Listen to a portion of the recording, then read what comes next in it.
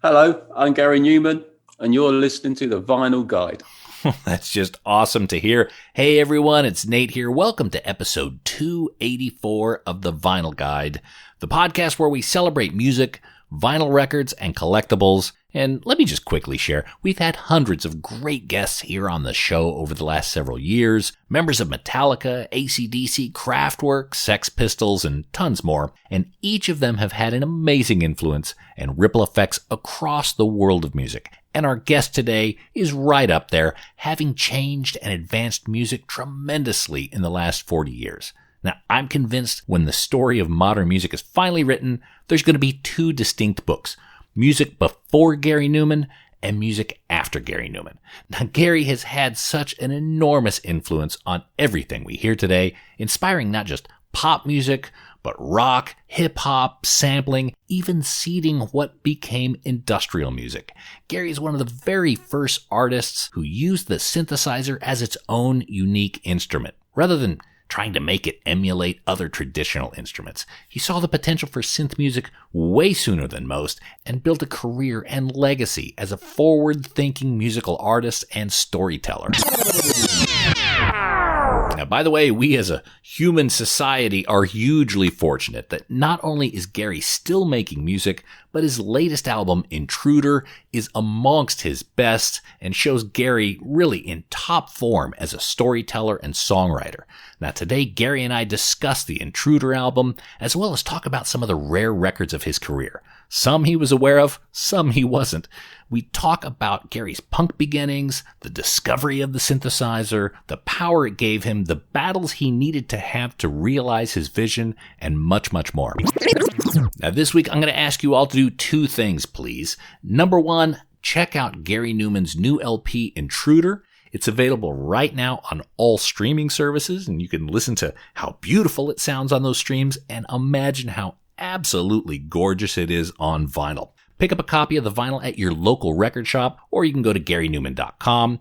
And also, number two, smash that follow button on your podcast app for the Vinyl Guide podcast and get to hear our episodes as soon as they come out. Now, we always have amazing guests here on this podcast, so please join us on this journey and enjoy the hundreds of episodes and interviews in our back catalog, all for free, simply by subscribing or following us on your podcast app. That's all you got to do. All right, so let's check in with the amazing, the glorious, the visionary, and thankfully, the continually prolific Mr. Gary Numan.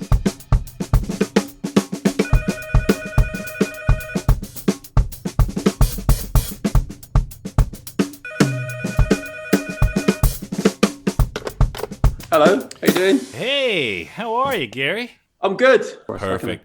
Gary, thank you so much for taking the time. And I got to tell you, I just got done running. I just did my run, and Intruder is the perfect running music. And I'll tell you why. It's got the pace. You know, it keeps me powered. It keeps kind of that cinematic sense of triumph. And I figured if something happens to me, if I happen to have a heart attack, it's perfect music to take me into the next world. So, well done. Yeah, thank you. We should let the Olympic Committee know about this. So, Gary, I got to tell you, you must be very proud about the Intruder album, and I want to have a conversation with you about vinyl.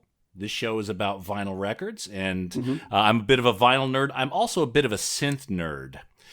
Do either of those descriptions fit you as well? I am a bit of a vinyl nerd, actually. Not much of a synth nerd, strangely enough. Not really, no. I'm astonished. I figured... Yeah. Tell me about your vinyl nerddom. Well, it's not so much nerddom as an appreciation of it, as a listening experience for music. And I said to my wife, this is long, years and years and years ago, when the whole sort of downloading, streaming thing came along and the Spotify's and the Napsters of the world started to appear and so on. I said to my wife, I said, I wouldn't worry about it too much. I think vinyl is going to be something that the next generation will rediscover and will probably think of it as their own, you know, because there's a ritualistic element to vinyl. You know, the way that you choose to go through the process of taking out your album, you know, opening the sleeve, studying it for the thousandth time, even though you've studied it 999 times already. You know, it's part of it, the lyrics or whatever, the credits. And then you put that record on, you drop the needle, and away you go, and you sit back and listen to it. And it's a very unique way of listening to music. You know, the modern way of doing it just doesn't have that. And it makes an album a body of work. It isn't a song here, a song there. It doesn't jump around. So anyone like me, for example, that takes a great deal of care about the running order of an album, when songs appear, to take you on a particular journey, all of that is lost in the Spotify generation. And vinyl keeps that. It keeps that intact. And so I think it's something that's being rediscovered in greater and greater numbers. And certainly my children now, my children are teenagers, all three of them.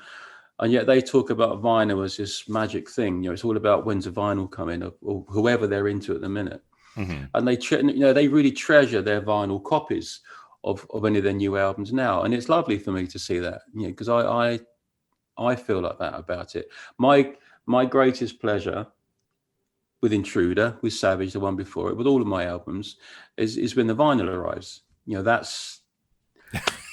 to me is the album. When that's the vinyl when it's real. arrives, right? Yeah, that's the album. You know, the others are just other formats, you know, other ways of delivering it to people. But the album that you dream of, you know, the album that you think of in your head, that's the vinyl one. You know, that format, that weight, that size, that quality, that's what it's all about for me. That's why I'm a vinyl nerd. But your career has also gone through times where vinyl wasn't the primary source, or even maybe many times available. Do you feel that you missed that at the time? Was that a moment that in more recent times with the vinyl revival you've rediscovered is really important to you? It's not as if I lost it. It just became just too difficult. There was a period, you know, when it's almost impossible to find pressing plants, for example. In fact, for a long time, there's only one in Europe. You know, there's one in, Czechoslovakia, I think it was. It isn't even called Czechoslovakia anymore. It was almost impossible to have vinyl made. It was just really difficult, and it just wasn't part of record company thinking or budget, you know. So it's been good. It's been good to see it come back. I remember there was a period when we were doing, like, we would make 500, you know, limited edition vinyls, you know, 500. Then it became 1,000. Oh, yeah, it's getting a bit better. Now, of course, it's, you know, 1,000. You know, it's great again. It's great. It's great again now.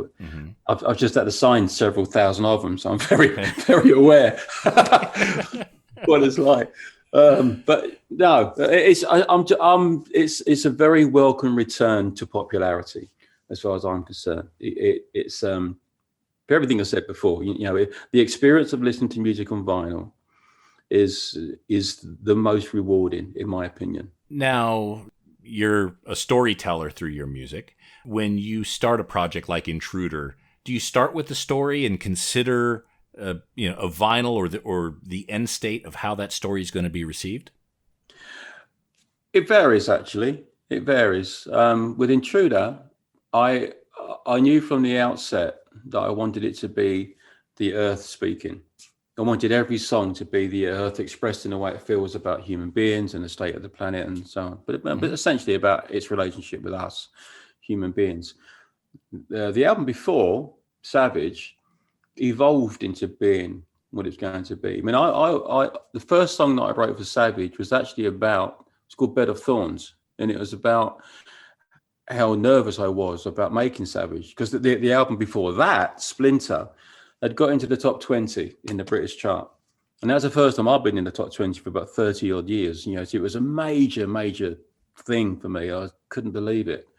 And so the pressure on making the next one was enormous, you know, because, God, I can only go backwards from here. You just felt, you know, it was very uncomfortable feeling, you know, which is strange in a way to have finally got back into the chart again, and for it to just bring a whole load of worry and pressure. It's not what you would expect, but it did.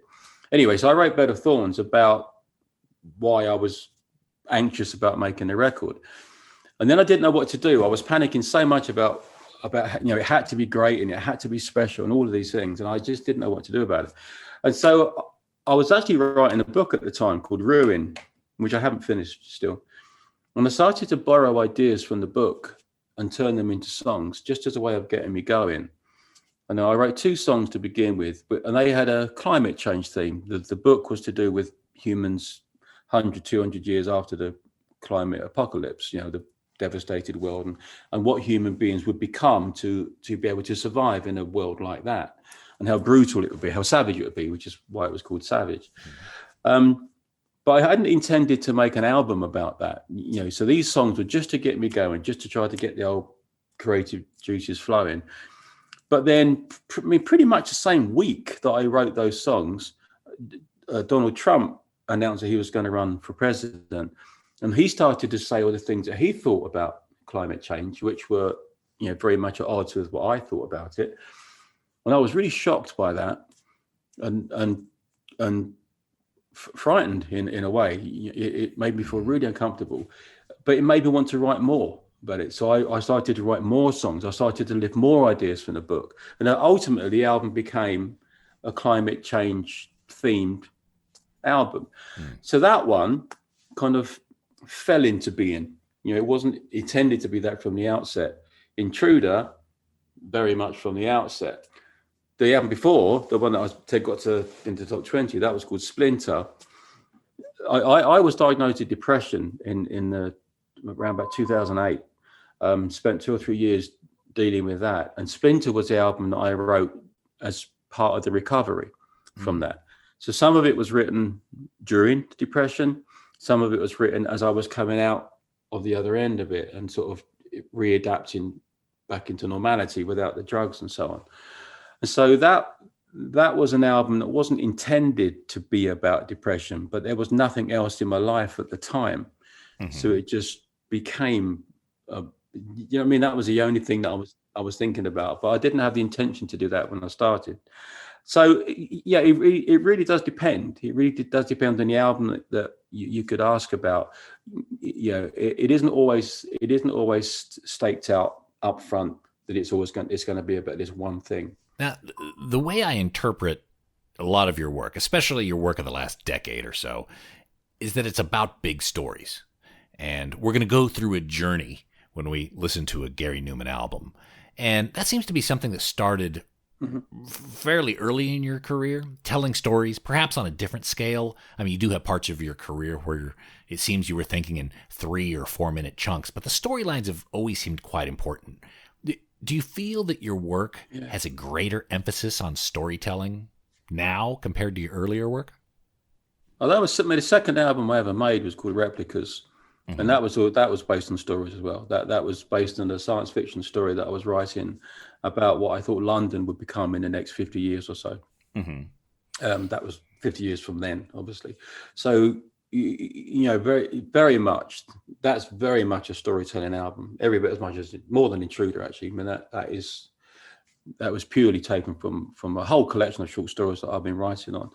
The next one, Pleasure Principle, that has some leftovers from those stories on it, but it wasn't really science fiction. It was a bit of everything. The one after that, Telecom, was all about the paranoia of becoming successful and what that meant and how weird that was, and so that was just paranoia gone crazy. And then I forget, actually, after that. I can't remember. I've done so many. Yeah. So going back to those first singles, That's Too Bad and Bombers. So those were when Tubeway Army was really considered more of a punk act than anything. Yeah. Is that right? Yeah. Yes. Those were made before the album, and the album is where you famously discovered the keyboard on the first day of recording. Is that I have the story right? Okay. Yeah. Yeah.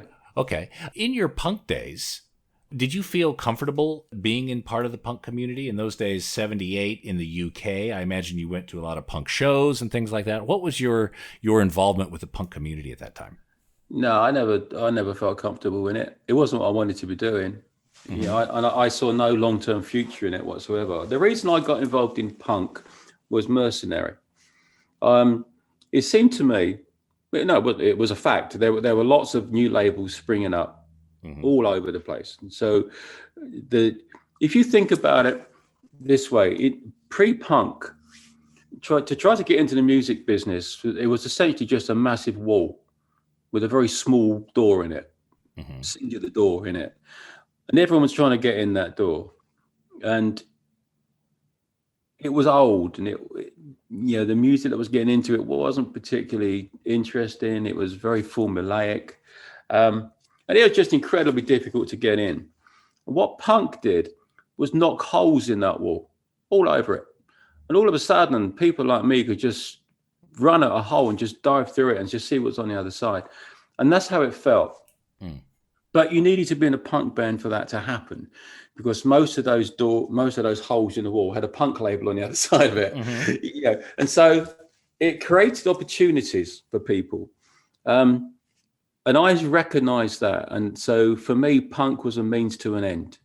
I wasn't mad about the music. The only punk band I really liked was the Sex Pistols, and in a way, they were untypical. Most punk music was much faster, wasn't particularly melodic. Sex Pistols wrote sort of relatively mid-paced tunes that you could sing along to, for all of their anger and angst and so on. They were just regular kind of songs. I liked it. So I was never, I never intended to stay as part of the punk thing for very long at all, but I didn't know where I was going to go. So I was just drifting, really, waiting for something to come to mind and just something to leap out at me. And that's what the synthesizer did. And that was a surprise, because I had no interest in electronic music, really. I mean, I listened to the Kraftwerk stuff and I liked it. I think I bought one album, but not enough to turn me on to doing it myself. I didn't want to make electronic music. I like what Bowie and Eno had done, I think, with Low. But again, not so much that I wanted to do it. I just hadn't heard anything that made me want to do electronic music until I got to the studio to make day one, as you say. We were going there to make our debut album, which was going to be our punk set, 10, 11, 12 songs that we were playing live at the time, which is what the record label had signed us up for. So we get there to do that. The other two in the band start unloading the gear and putting it into the studio. And I go into the control room, just introduce us and say hello to the engineer and just explain what we were going to be doing. And there's this mini Moog sitting there. And I'd never seen a real one before. I just thought, wow, I'm a bit of a geek for dials and switches and things. So I go, wow, that looks amazing. I said to the man, can I have a go at that? I mean, I said, I don't know how they work, or I can't play keyboards or anything, but can I just have a go, see what they sound like? And he turned it on and plugged it in, and as luck would have it, whoever had used it previously had left it on this classic low-end Moog sound, this growling thing. So I just pressed one key, and the sound was just unbelievable. It was huge, and you felt it through the floor. The floor shook. I'd never heard anything that powerful in my whole life, and one finger did that. It was like hitting the starter motor on a bulldozer. Just it erupted into life, and it just blew me away. And I stayed there for a bit. Instead of helping the others unload the car, I started to twiddle, and it could do all these things, and I was absolutely sold on it in that moment. That was me done. That was the thing. That was the thing I was looking for without ever knowing it. And that changed everything for me. Everything. So we recorded that album by adding synthesizers to it. I would replace sometimes the chunky guitar and get rid of that with a synthesizer. Try to find other layers and sounds. I suppose in a way it was sound design, although it wasn't known as that then. Right. You're just trying to find noises and things that you could add, and it just felt like a completely new way of putting music together. You were arranging noises. I used to say on my passport, you should call me an arranger of noises, because I'm not a musician. I arrange noises I make noises musical, and I thought that was great fun and really challenging, but really interesting. And so I took that album back to the record label, and they did not want it. So that's where the arguing started. So, you had this epiphany, Mm-hmm. And there's a lot of other people expecting what was being recorded, even your fellow bandmates, that there was going to be a different result. It sounds like they were easier to convince about this. I don't mean to be rude and I don't mean to be arrogant, but usually in a band, there's usually one person that is the driving force behind it. Very rarely you have two or three, the Beatles, right. A collection of creative people, but generally speaking, there's one. I was the one then, and I think you tend to find that the people around you, they go with it, and that's not absolutely the way it was. Tube Army. I can't remember exactly when the period was, but at one point there were.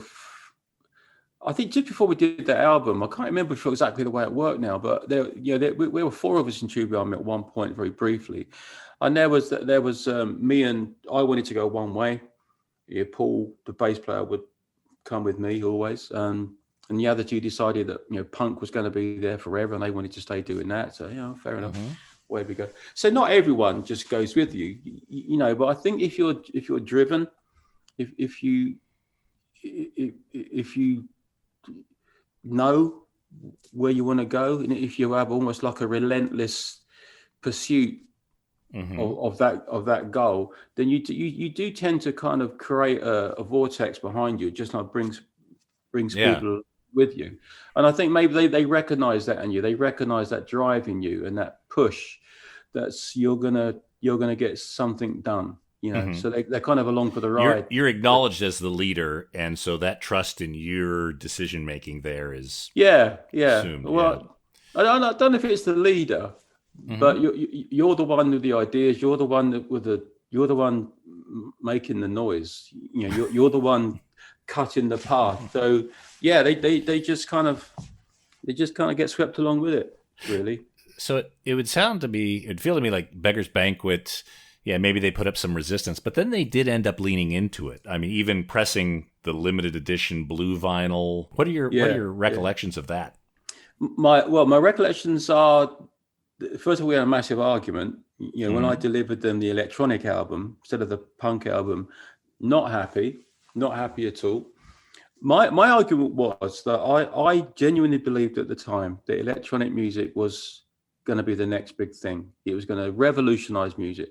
It was going to change everything.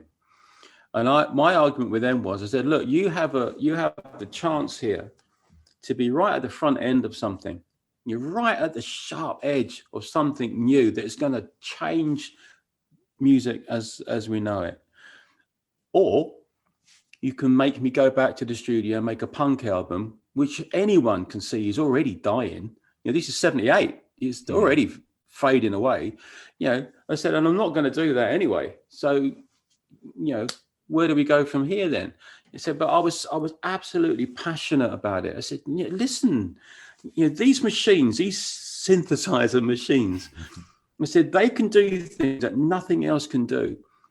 They create sounds that nothing else will create. It's coming, it's coming. And you've already got an album. You've got an album sitting here now that puts you at the front end. You're going to be the first head that pokes around the door. Because it wasn't done the way Kraftwerk had done it. And it wasn't done the way Bowie had done it. This was a mix of the conventional and the experimental. It still had bass and drums on it. It still had some guitar on it. Yes, it wasn't as if it just replaced everything and went fully synthetic the way Kraftwerk had done. This was the merging of the two. So it created a degree of a degree of experimentation that would make people kind of feel like they're into something new and different. But it was familiar still. You still had a drummer and still had a bass player. So it kind of just mixed the two together, and I just thought it was coming. And I my fear was that somebody else would. I was saying to them, I can't be the only one that's recognized this. I can't be, and I wasn't. Yeah, there were plenty of other people that done it before me. I'd never heard of them, but they were there. Human League and Orchestral Maneuvers and Fad Gadget. These people were there before me, Ultravox especially, way before me. They're the true pioneers of all this. I was pretty late to the game, really. I get all the credit for it, but I was late to the game. But I didn't know about them at the time. When I'm having my argument with Beggars Banquet, I didn't know that they were there at the time. I thought it was me. So I'm saying, I can't be the only one. This is going to be massive. Yeah. And so clearly they took your argument on board and were convinced. One did, one didn't. There were two directors. One of them actually stood up to have a fight with me. I mean, proper. For a row. Yeah, proper fight. So we nearly got into it. It was mad. Then the other, when it got to that point, it got so heated. The other director, who was the one that still runs that group, Blickers group now, Martin said, "Let's go for it. Let's put it out and see what happens." So. I don't even know if we hadn't stood up to have a fight. If we would said that, it just got to such a ridiculous point. But I was so convinced. I was so passionate about it. It was worth fighting for. It really was. Were you vindicated right away? I mean, how long did it take for things to start taking off in that direction? Well, pretty quick. I mean, that album went out. That was the end of '78. Towards the end of '78, that album went out. It didn't do anything special, but it didn't do terrible either. And the reviews for it, some good, some bad. It wasn't a disaster, and that gave Beggars the confidence to just do another one. So I had another album out within about 5 months, I think. I wrote most of it while we were still arguing with the first one, and that was Replicas. And that had the number one single, number one album. So within 5 months, I think, of finding a synthesizer, I was number one. So yeah, it came good pretty quickly, really. We'll be back after these messages. Well, hey there, Numanoids. I just checked in with our friends at AudiophileuSA.com, and they have several Gary Numan vinyl records in stock now. AudiophileuSA.com only sells excellent and near-mint vinyl records, so anything you get from AudiophileuSA.com you can trust is in the absolute best shape possible. AudiophileuSA.com also has a huge inventory of over 42,000 titles, so dig and search for other artists as well. There's tons of OMD, Kraftwerk, and really any other artists you can think of. Head over there now, get your final upgrades at AudiophileuSA.com, home of the Holy Grails. Don't forget to clean your records with the Groove Washer, the best record cleaner around, the most safe and trusted solution for all vinyl records. Whether you're brand new starting a vinyl collection or you have a room full of records, you need a record cleaner, and the Groove Washer has record cleaning kits for you. Whether you're a newbie or an extreme hoarder, ask for the Groove Washer by name at your local record shop. We want you to support your local record stores, but if they don't carry the Groove Washer, you can head over to groovewasher.com and use discount code VinylGuide10. That's the Groove Washer, groovewasher.com, discount code VinylGuide10. Now we return to the program already in progress. No limits. Now, with Pleasure Principle, that came out another 6 months later, I believe. Yeah, both in '79, yeah. Cars, obviously this huge, massive hit. Between that and Our Friends Electric, when do you realize a song is really resonating with people? Well, I remember Our Friends Electric in Britain at the time was selling about 40,000 copies a day. Mm-hmm. That's extraordinary. So I realized then that it was just, the most I sold up until then had been 3,000 in total. Mm-hmm. So to be doing 40,000 a day, you know that you've connected. When you're putting the album together, are you? Do you know? Okay, Our Friends Electric. That's the one that's got a spark that's really going to resonate with people. Cars, or it just no. Not really. Well, Cars, yeah.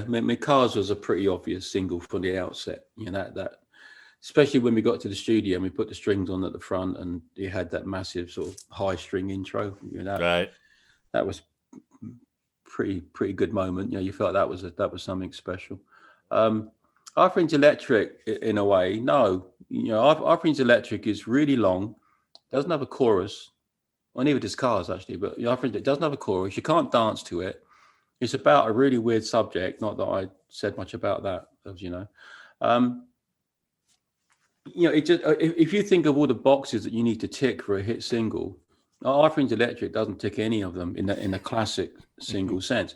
So no, it didn't. My ambition at the time when that album went out was that I was hoping that I would be able to get to the point where I could headline the Marquee Club, which I think is like 700 or 800 people, something like that. For some reason, the Marquee Club became a symbol of first level success, because I supported bands there a few times. Always thought it'd be great to headline there, this little club in Wardour Street, and that was my ambition. I thought, if I can come out of this and I'm doing the Marquee Club, cool. Steps along the way to stardom. So when it went to number one and did what it did, I that hadn't been my plan at all. I mean, I'd always wanted to be successful, and I'd always planned a strategy to sort of work my way up there, but I didn't expect it to come that quickly, and I certainly didn't expect it to come with that song. So fast forwarding to 1981, the album Photograph. This is one of the rarities of the Gary Numan collectibles. A best of Gary Numan that was created, I believe, without you even knowing it was coming together. Is that right? Yeah, it wasn't anything to do with me. It was Beggars Banquet owned it. But Beggars Banquet own everything. They own the music and so on. I don't own any of those songs. I think it was a company in Germany, as I remember, that put together this compilation called Photograph and released it, and Beggars sued them, and it all got very legal. I wasn't even I didn't have much to do with it, really. I didn't care. Okay. One way or the other. So you didn't even know it was coming together. You just learned it existed when it was out. Yeah. Okay. All I knew, there was this new album coming out. Beggars really upset about it. There was lawyers arguing backwards and forwards, and then there was some cease and desist thing went out. I think it was. I don't know. I was too busy touring around the world and trying to deal with being famous to worry about legal stuff like that. Do you know where all the tapes are? Do you know where all the master tapes are for your archives, all your recordings? Do you have those, or is there anything missing? I've got a lot of it, actually. We had all of the tapes were baked because they were all beginning to crumble, delaminate. And so we had everything baked, and then everything was transferred onto Exabyte. So I've got almost everything. I got a horrible feeling I don't have Pleasure Principle, strangely enough. But Beggars are still finding things. So, maybe there were copies made over the years. I don't know. But I got a pretty good collection of most of it. Okay. I think, but all on Exabyte. So that now needs a particular machine to play it. And the machine that used to play my Exabytes is broken. So so I've got this fantastic library of all these old master tapes, and I can't play them anymore. But I just need to find a way of doing that. That's not an insurmountable problem. Okay. All right. So nothing's missing there. Again, this being a vinyl record podcast, in 2010, you put out a 9 LP box set, Scarred. Extremely limited quantities. I think 100 quantities. Is that right? Yeah, bro. I can't remember. Okay. Do you remember the story around that 9 disc set? No. Oh, okay. All right. You got to remember, I've been doing this for 43 years. I've made 22, 23 studio albums and maybe 50 or 60 live. I don't even begin to remember where all these things happen. Lots of things are done by record companies after I've left them. Probably more than 3/4 of the albums that are out there have been made by people after I left them, without my consent, without my input. There is a vast amount of music out there. In one year, there was more than 22 compilation albums put out, none of which I had anything to do with. So I don't even know if they were put out on vinyl or if they were put out on CD or cassette or any of it. I don't anything to do with it. There was one label that signed up my catalog. This was in the late 80s, I think. I can't remember for sure. No, I lied. And early to mid 90s. They got the rights to my historic catalogue from 1980 onwards, not the very original stuff, or something like that. I can't remember for sure. And they then proceeded to repackage everything. They signed me up. They signed me up for a number of albums. They dropped me after 2, but they still had the catalogue. So I think it was all part of a scam, really, to get the catalogue. So they didn't give me my advance for the 3rd album, which was the big one. So they dumped me right, and it was absolutely killing, because we were absolutely relying on that money to get ourselves out of a bit of trouble we'd got in. They took all my catalogue, and then they just regurgitated it for years after that. They sub-licensed it to other people, labels I'd never heard of in my life. And they were putting together songs from different albums. It made no sense at all. It was horrendous, absolutely horrendous. It's all out there. All out there, these horrible compilations of mismatched music that don't belong together, terrible sleeves. Some of it looked like just cheap photocopies turned into sleeves. So I've been a victim, if you can call it that, of a great deal of unpleasantness like that. So there are many things out there that I don't have an input in, and I don't have a great memory of. In fact, the majority of it. Yeah. I can talk about the studio albums. I can talk about the live albums that I've made and the compilations that I'm directly involved with. But that would probably be about 20-25% of what's out there. Right. So let's talk about Intruder. With Intruder, there's these beautiful vinyl packages.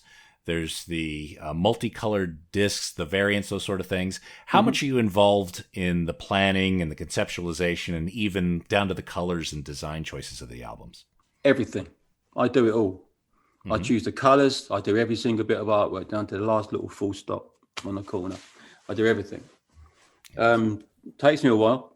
I love it. I love that side of it. I did for Savage, did for Splinter before that. I'm more involved now actually in the artwork than I ever was. I sort out the photographs. I choose the photographs. I work on the edits of those. Absolutely every aspect of it, even down to when you have like multicolored vinyl, where it ripples through. I would choose the colors that are gonna ripple through. I'm 100% involved in every single aspect of it, everything. Now with Intruder, obviously we're in a situation where the pandemic and the vinyl revival has put a strain on pressing companies. Was it difficult to actually get the physical product made for this album? Yeah. We were looking at a 5-month waiting list. So Intruder was finished in June, July last year. But the pressing considerations meant that we had to delay the actual release of it. And to be absolutely super safe, they made it May in 2021. That whole delay was all to do with pressing vinyl. Otherwise, you would have been looking at a September release or something like that. Yeah, September, October. Yeah. But vinyl is so important. Vinyl is now such a major part of what you're doing. That tells you how important it is. Everything waited for the vinyl. Everything. So even the record labels now see vinyl as hugely important. And the fans love it. I mean, the fans absolutely love vinyl. Do you mix with vinyl frequencies in mind? Do you have a special mix for vinyl and another mix for digital?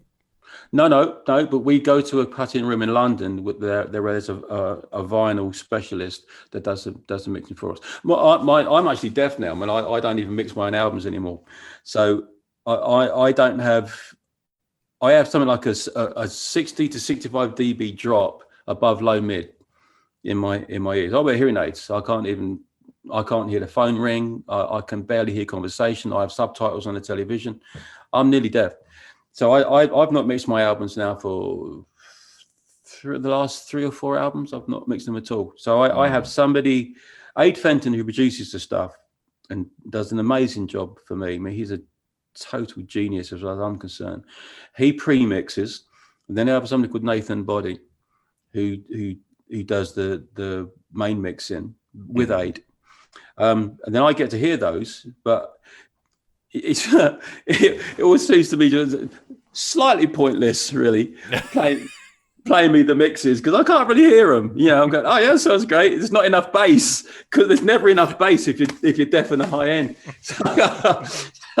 So I have other people that I trust very much, that are extremely talented when it comes to mixing, and they can hear all the things that I can't hear. And then we go to this specialist mastering engineer who is amazing, absolutely amazing.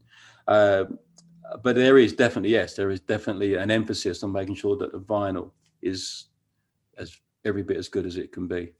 Wonderful. Yeah, I can't wait to get my vinyl copy because I just know the frequencies are going to jump out. And especially since you have it over 2 records, so the audio quality should be extraordinary. Yeah, you can't get the low end. If you're going to try to squeeze it all on one disc, you're not going to get the low end. You're just not. You can't cut deep enough. So you've got to spread it across 2. I think one of them we spread it across 3. Yeah, I mean, it's important. It's really important. It's the right way to do it. If you're going to go that far to produce the music, you might as well put it in a format that people will actually hear it as it was intended. Yeah.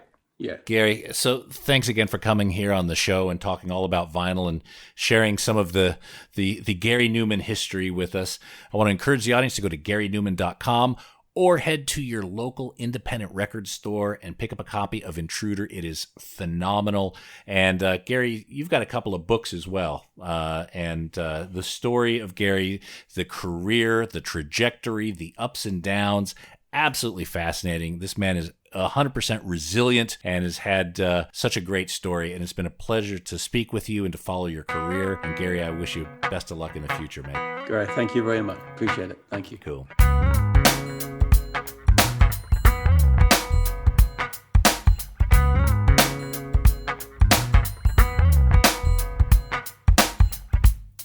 Well, there we have it. Another legend here on the Vinyl Guide, Mr. Gary Numan. His new album, Intruder, is amazing. Listen to the streams now. I'm pretty sure you're going to head down to your local record shop and ask for the vinyl shortly thereafter. It sounds that awesome. And again, Gary, thank you so much for coming on the Vinyl Guide. That's it for this week's episode of the Vinyl Guide. Thank you so much for tuning in. Please subscribe and follow the Vinyl Guide podcast so you get to hear immediately when a new episode is available. We also have a back catalog of like 280 something other episodes you can enjoy anytime. And of course, you're always encouraged to leave us a positive review on iTunes or Stitcher or wherever you get your podcasts. That's hugely helpful. We'll be back shortly with a brand new episode. So until we talk next time, get out there and buy some records, people. Cheers. That's it for this episode of The Vinyl Guide. Send your thoughts to Nate at thevinylguide.com or follow or tag us on Instagram at Vinyl Guide. Until next time, keep spinning.